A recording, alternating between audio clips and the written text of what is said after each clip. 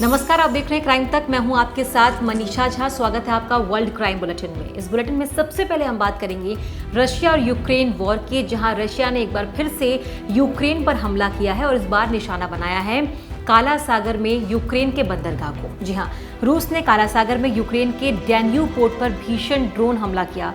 Putin की सेना ने एक साथ 25 ड्रोन से यूक्रेन के बंदरगाह को निशाना बनाया। इस हमले में डैन्यूब पोर्ट पूरी तरह से तबाह हो गया और इस दौरान 2 लोग बुरी तरह से घायल भी हुए हैं। हमले के बाद यूक्रेन के रक्षा मंत्रालय ने एक्स पर ड्रोन अटैक की तस्वीरें शेयर की हैं। यूक्रेन ने लिखा कि आज रूसी आतंकवादियों ने एक बार फिर यूक्रेन के बंदरगाह के ढांचे पर हमला किया और इस दौरान 25 लड़ाकू ड्रोन से बंदरगाह पर हमला किया गया। लेकिन साथ ही ये भी कहा गया है कि यूक्रेन ने दावा करते हुए कहा इनमें से 22 ड्रोन को यूक्रेन की तरफ से मार गिराया गया। हमले के बाद बंदरगाह में भीषण आग लग गई। हालांकि यूक्रेन ने कुछ ही देर में आग पर काबू पा लेने का दावा किया है और इसमें 2 लोग घायल हुए हैं। रशिया कह रहा है कि 25 ड्रोन से अटैक किया है, लेकिन यूक्रेन ये दावा कर रहा है कि वापसी में जो अटैक किया गया है यूक्रेन की तरफ से उसमें 22 ड्रोन्स को तबाह कर दिया गया। हालांकि इस पूरे हादसे के बाद ये कहा जा सकता है कि रशिया यूक्रेन वॉर बिल्कुल भी थमता हुआ नजर नहीं आ रहा। फ्लोरिडा में तूफान ने तबाही मचा दी है। कई लोग इससे परेशान हैं। लोगों को दफ्तर जाने में, आने जाने में और रेगुलर लाइफ को जीने में बहुत परेशानी हो रही है। लेकिन अब फ्लोरिडा के बाद लास वेगास में भी इस तूफान ने कहर मचा दिया है। सुरक्षा एजेंसियों को हाई अलर्ट पर कर दिया गया है। युद्ध स्तर पर राहत बचाव का काम किया जा रहा है।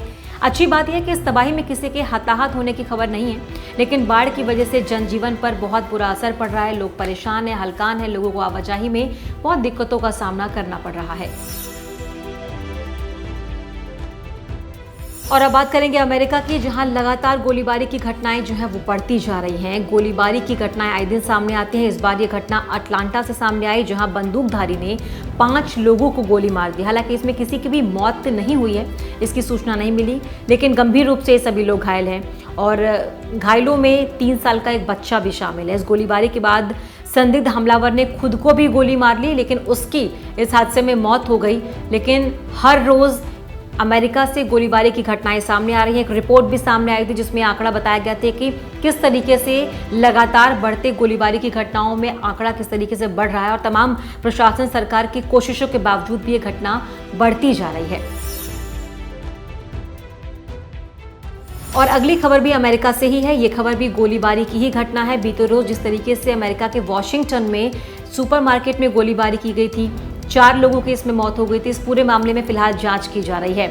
घटनाएं लगातार बढ़ रही हैं और ये मामला वॉशिंगटन का है, जहां सिएटल स्थित एक सुपरमार्केट के बाहर हमलावरों ने तोड़फोड़ की थी, फायरिंग की थी। 4 लोगों की मौत हुई थी। इसमें जांच की जा रही है। आपको बता दें, इस हादसे में 2 बच्चों समेत 4 लोगों की मौत हुई थी और पुलिस को यह आशंका है कि घर में पहले गोलीबारी हुई और बाद में आग लगा दी गई, क्योंकि घर के दरवाजे अंदर की तरफ से बंद थे। वहीं सुपरमार्केट में ये गोलीबारी जहां पर हुई थी उसकी भी जांच चल रही है।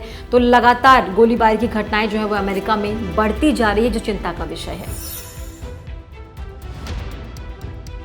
अमेरिका के नेवादा में बर्निंग मैन फेस्टिवल चल रहा था, लेकिन इस फेस्टिवल में कुछ ऐसा हुआ कि 70,000 लोग यहां फंस गए। दरअसल हुआ ये कि वहां पर भारी बारिश हुई, आंधी तूफान आया, जिससे कि कीचड़ जो है वो पूरे एरिया में फैल गया, जिसके बाद लोगों को बहुत परेशानी हुई। सरकार राहत बचाव में जुटी हुई है। इमरजेंसी सर्विस के अलावा इस इलाके में सभी वाहनों की आवाजाही पर फिलहाल रोक लगा दी गई है। हालात को देखते हुए अधिकारियों ने लोगों से खाना पानी बचाने के लिए कहा है और आगे के कुछ दिनों में और भी ज्यादा बारिश की आशंका जाहिर की गई है, जिस वजह से ये परेशानी हुई। बारिश अभी और ज्यादा बढ़ सकती है। अधिकारी नेवादा रेगिस्तान में बर्निंग मैन फेस्टिवल में हुई मौत की जांच कर रहे हैं, क्योंकि हजारों लोग अभी फिलहाल साइट पर फंस गए हैं। भारी बारिश से क्षेत्र में बाढ़ आ गई है और टखने तक गहरे कीचड़ बन गए हैं, जो कैंपर्स के जूतों और वाहन के टायरों में चिपक रही है। जो लोग वहां पर रेस्क्यू करने जा रहे हैं उन्हें भी रेस्क्यू करने में बहुत ज्यादा परेशानियों का सामना करना पड़ रहा है।